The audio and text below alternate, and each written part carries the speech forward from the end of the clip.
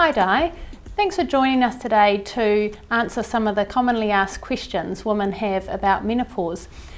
So, when talking about menopause, what age do women typically go through menopause and how long does it last? Typically, around the age of 50 is what we suggest is what women, are going through menopause. But I always say never, that a lot of premenopausal symptoms can come much, much sooner in life. So, for example, a lot of women, even in their early 30s or 40s, can be experiencing symptoms of menopause. And the reason I know that is from my own story, really. I went through menopause myself very young in life. I was only 22, and nobody thought that was the case until the final testing was done. And for me, it was a case of having been on the contraceptive pill for a number of years for a skin issue, and when I came off it, I never actually regained a menstrual cycle. And finally an endocrinologist said to me that I had hormones of a 50, 60-year-old and that I would never regain a menstrual cycle. So for years I was having these sort of symptoms very young in life, and who would have thought that a teenager would be having menopausal symptoms? So for me, I'm always saying to people, don't ever discount the fact that you could be actually having some symptoms, and 30-year-olds, 40-year-olds. So the typical is though around about 4 years going through menopause, but up to as long as 10 years. So what's happening to the body when women go through menopause? The main function that's really happening is that estrogen is going down, and the reason why we're losing that good estrogen is due to not ovulating as much, which obviously then progesterone goes down as well. So the body's going through a number of changes, and for a lot of people those changes are quite difficult. What's happening is that loss of good estrogen, but what I like people to understand is there's a difference between the estrogens. There's good and bad. So estrogen itself often gets a lot of bad press, and because we hear about being estrogen dominant, and that's exactly what is happening to a lot of women. They're going down in good estrogen through menopause, but they're increasing the bad estrogen, and they're getting that from things like cosmetics that aren't natural, hence why I'm so passionate about Anika. And they're also getting it from environmental things like eating food, chickens and things like that have hormones in. So we can be picking up an estrogen that's not so good for us, but through menopause we're actually going through that lesser, losing our good estrogen. So basically, as that estrogen is going down, it's basically happening because our ovaries are winding down. So in your life you have a lifetime supply of eggs, and once we use up those eggs, those ovaries start to finish their job. At that stage, when they're actually finishing their job, we really need to have a good adrenal function, and the reason for that is the ovaries are sort of winding down, and the adrenals can then take over for the work that the ovaries have done. And for women who have lots and lots of symptoms, it's because when they've actually got that lack of ovarian function, the adrenals don't have any backup support. So I always sort of say it's like this one's winding down, it goes over and says, hey, can you help me out, to the adrenal gland, and if the adrenal gland says no, kind of get out of here, there's nothing left, that's when a lady will actually start to feel her symptoms the most. So what are some of the symptoms women may experience when going through menopause? So there's symptoms of things like depression, weight gain, forgetfulness. In fact, because I do get forgetful at times, I bought this beautiful piece of paper for you, and it's the 7 menopausal dwarves, which I have been in my life every single one of these. So there is itchy, bitchy, sweaty, bloaty, sleepy, forgetful and psycho. And believe it or not, those are the main symptoms that women go through in menopause, and they really bug women, and they are very real for a lot of women out there, and at quite a young age at times as well. There's symptoms of menopause and there's symptoms of perimenopause.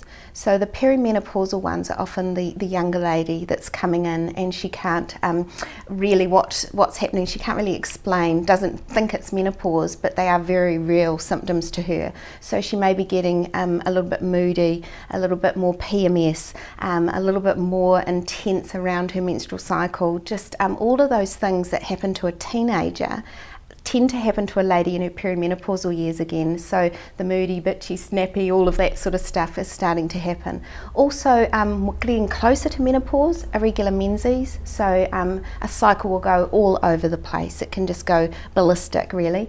There are also lots of mood swings that start to happen, and body changes. So the thing that bother a lot of women the most is that things start to sag a little bit more. So skin is getting looser, boobs are getting looser. All these sorts of things that are real bothersome to them are very real as well from that whole menopausal sort of side of things.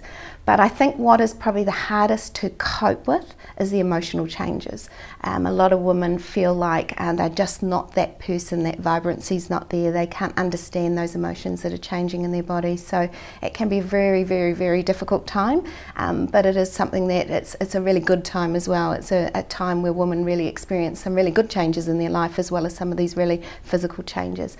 Probably one of the most unusual ones that I find that comes in is a sense of that feeling of crawling under the skin, and that comes up time and time again, and that is a very real menopausal symptom and one to watch out for. But I wouldn't, again, as I said earlier, absolutely anything that has changed from those sort of those years, like we have those years as a teenager where it's a very, very rocky road. Then there tends to be years in the middle that are not too bad, where we're just going through having those regular cycles.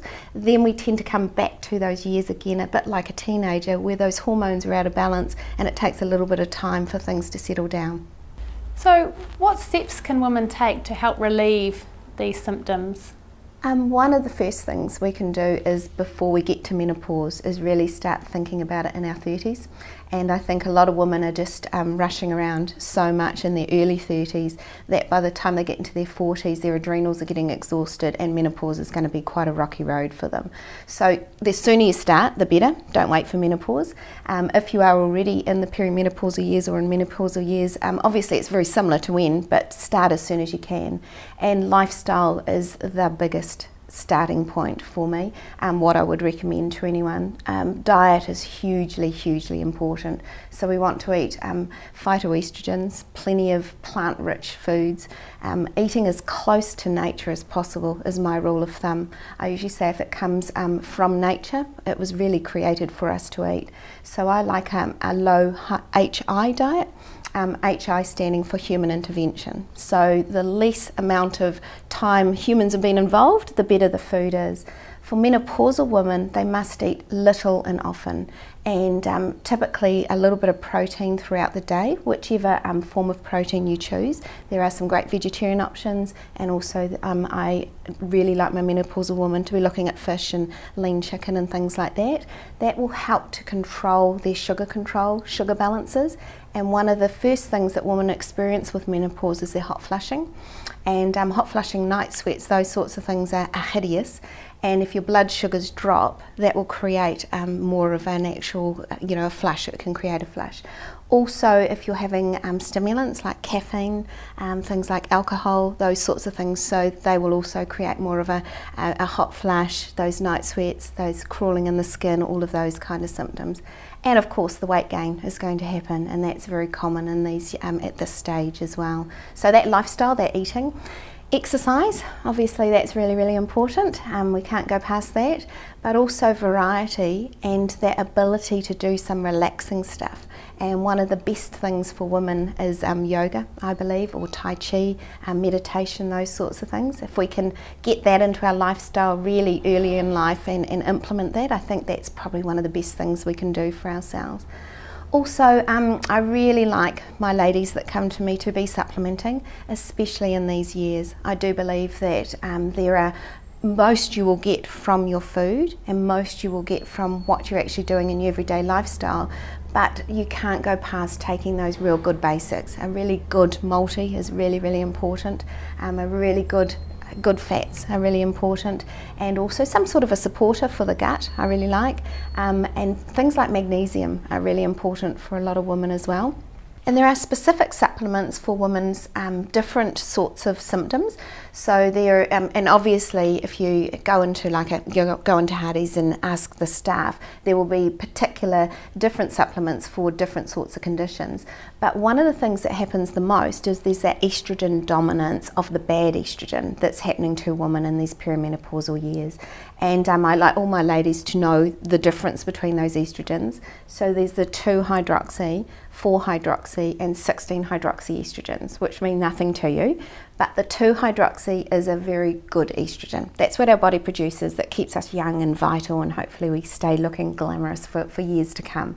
4-hydroxy is estrogen from the environment. So that's where we're picking it up from xenoestrogens, from the chemicals that are in our skincare, in our hair products, in our makeup and foods that we eat and so forth. And plastics, obviously, we know a lot about those, and that's those 4-hydroxys.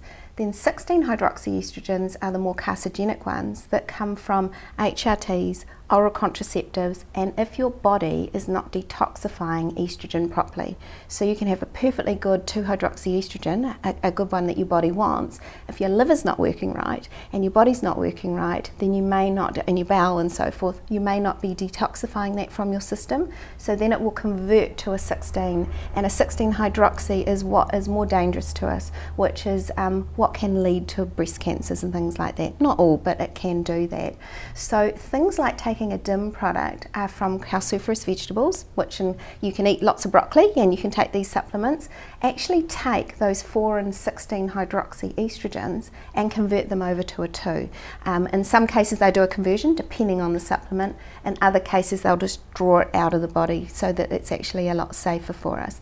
So again, that's where I was explaining a little bit earlier, it's not estrogen's all bad, it's what type of estrogen is bad. So that's a supplement that I would suggest if you want to protect your health from, want to protect yourself from those nasty estrogens and what they can cause, things like the breast cancers, the ovarian cancers and so forth. If you took a DIM anyway, it would be a great protection for you. So to sum up what I've just said, basically there are lots of things you can do for menopause. A lot of women don't think there are, but definitely there's lots that we can do. Starting with the lifestyle, obviously, just to recap, going into the food, then there are supplements that can really help, but one size does not fit all. So I'd suggest that you would send somebody go and talk to their health consultant, and those people are well qualified to know where to start to at least get something underway. If it becomes more difficult, obviously, then you may seek another health professional, but definitely there's lots that we can actually do to actually just relieve those symptoms for women going through menopause. Well, Di, thank you for being with us today and sharing your personal experience with us. That's been really helpful. You're most welcome.